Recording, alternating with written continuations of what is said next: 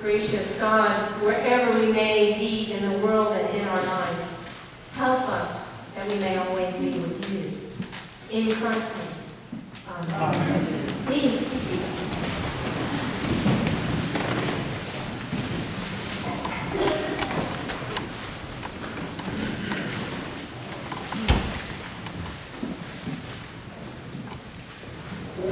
On this fourth Sunday of Lent, you'll notice a little bit of pink has been added to the somber purple with these pink ribbons, and we now have pink roses up on the altar, and your clergy person's in pink.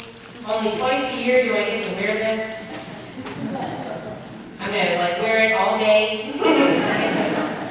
But it really is meant for lightening the mood as we continue our Lenten journey towards Holy Week. This Sunday, called Laeterne Sunday, Refreshment Sunday, kind of calls out in an old prayer to invite Jerusalem to rejoice. Even with all that we know that is about to take place, even all that we might experience in our lives that is challenging or sorrowful, we are still invited to joy. That the invitation to joy in the midst of sorrow, in the midst of even danger or worry or concern, that invitation, it is never a betrayal to accept the invitation to life. It is never a betrayal in the midst of sorrow or loss to accept the invitation to love. It is never a betrayal in the invitation in the midst even of great danger to know happiness. And so this reminds us in our life journey how important and vital it is to accept that there is joy and life and abundance that God continually invites us to. No matter what is going on or who we think we are or what we wish we were, we are still invited to joy. There is a thing about translating words that becomes very important from culture to culture and language to language. One example that comes to me is when Pepsi-Cola came out with a new slogan a while back. It said, "Come alive with the Pepsi generation." Come alive with the Pepsi generation. Well, when Pepsi had that translated to its market in China, it translated as, "Pepsi brings your ancestors back from the grave." That was not taken as a positive thing. It wasn't heard as a resurrection message. It was quite spooky, and they didn't sell much Pepsi. Well, a little bit like those translation issues are happening a little bit for us today in this tale of the prodigal son. The word prodigal, we sort of have a connotation around that in our culture and from generations of this story. And we sort of hear the prodigal son as someone who has really messed up, they know it, and they've come back, and there's sort of a repentance kind of atone to what is a prodigal son. When we go back and we look at the direct translation of prodigal, it means wastefully extravagant. Wastefully extravagant. And so this story is often understood to see that second son, the younger son, as the one who was wasteful. Now let's look at this a little bit together. That second son indeed demands from his father what he believes is his from his inheritance and demands it. His father gives it. We don't hear any kind of resentment from dad. He gives it to the son, who then goes off into the world and spends it, as we hear, in dissolute living on prostitutes, claims the older brother. And runs out of that money, it's a finite thing, and finds himself in dire straits, and recognizes what he needs to do is go home. But there's something more than just an empty belly that is motivating him here, that is essential to what's at the core of this story. It isn't just about having an empty belly and recognizing when we have failed in our ambitions, but rather it's this relationship between the father and the son. It's the son who has rejected the father, and whatever that is for him, he has rejected that relationship and gone off to live by himself into the world. And it's that relationship that the Father holds open, like an open-ended bracket. And in the embrace of that open-ended bracket, when the Son returns, there is space for him to do that in the way the Father has held that open bracket and literally embraces his Son into relationship. The Son may have thought he ended that relationship, but it wasn't over for the Father.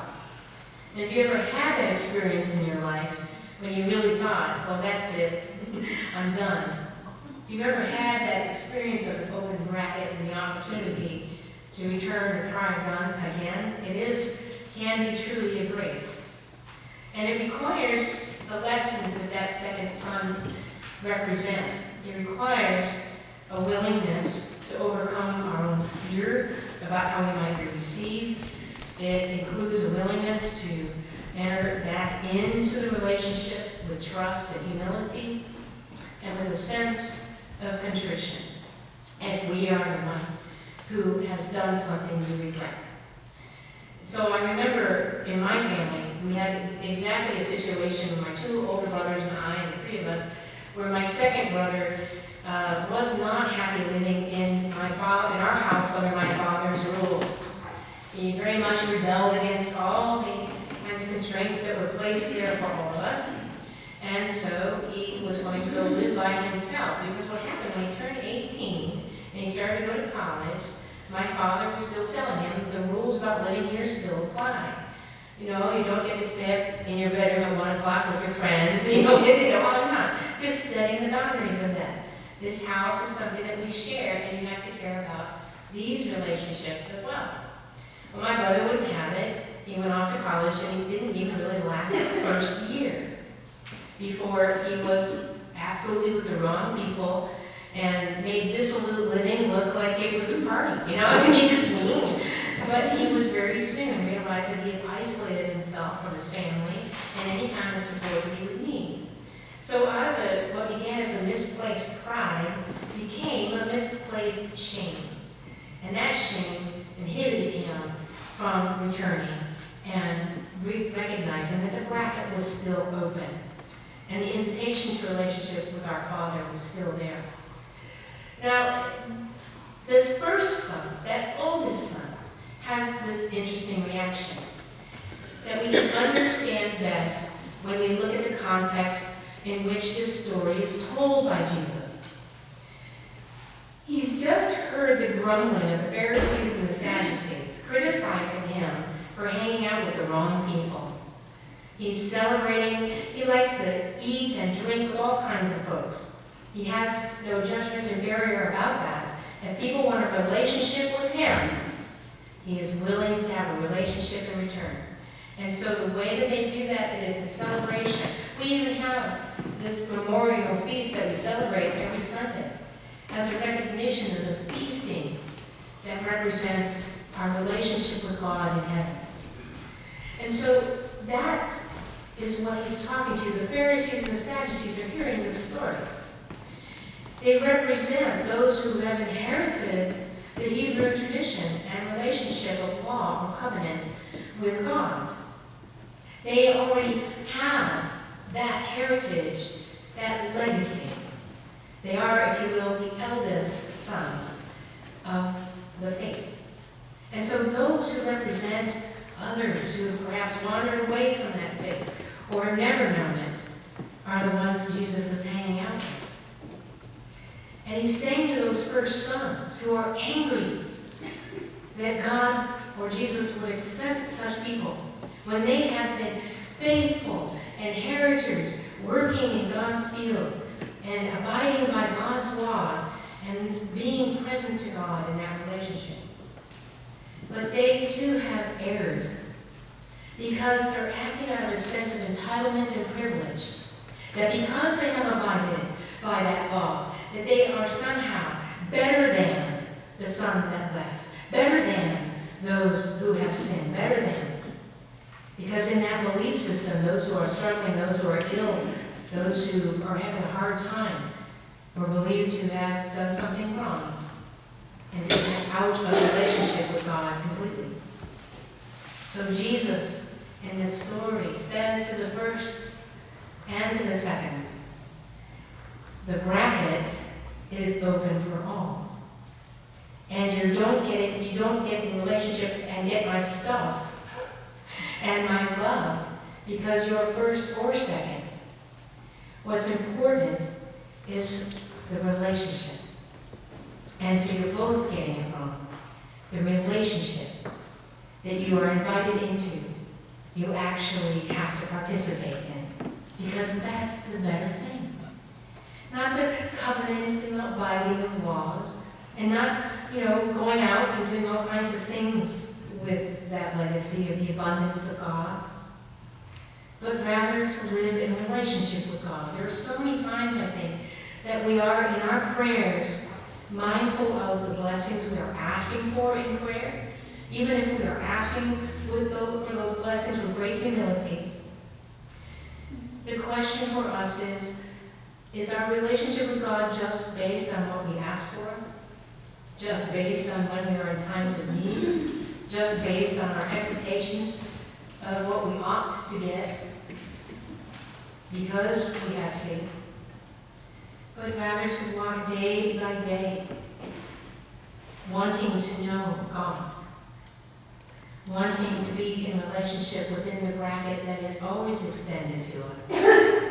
It is easy and tempting, I think, that when we have felt we have done wrong, to walk away from that relationship, again, out of a sense of either pride or a sense of shame, as though we are undeserving. Like the second son, we can be embarrassed. Like the second son, we can wander through the world looking for things that make us happy and never quite really feel happy. Whether it's through things or authority or the gaining of power or the acquisition of stuff, it never seems to make us really quite satisfied. And then with the first son, we can spend our lives trying to do the right thing, trying to be good people, trying to abide by the scriptures of our faith, but we find ourselves in that instance in a place of judgment of other people, and even very critical of ourselves. And that voice in ourselves of critique that cannot accept who we are is bound not to be able to accept others. And that person is bound to not be able to accept God for who God is. Because God does nothing we expect. Nothing. The one in this story who is prodigal, who is wastefully extravagant, is God. What is wastefully extravagant is the father who meets his son and embraces him and gives him the best of everything. What is wastefully extravagant is the God who says to the first son, you already have everything. Everything I have is yours. You can have whatever you want. What is wastefully extravagant is a love that knows no bracket. A love that has no condition. A love that says, I am not asking you to achieve your own perfection. Let that go. And I am not asking you to abstain from the joys and vitality of life that gives pleasure. So let that go. Just come and have a relationship with me. And let us celebrate that love that we have for one another. And in that feasting, we will abide now and forever. When we spend our lives trying to please God or please others, when we spend our lives seeking out the most vacuous sense of fulfillment, we have missed this opportunity to be embraced unconditionally, exactly in every moment, who we are and how we feel and what we have. God loves us. In the midst of our deepest sorrow, we are invited to remember God loves us. And in the midst of our greatest joy, we are to remember our relationship with God is in each moment and every breath. And as the Gaelic says, saying says, Iskira coordina adoras. God's help is always nearer than the door. In Christ's name. Amen.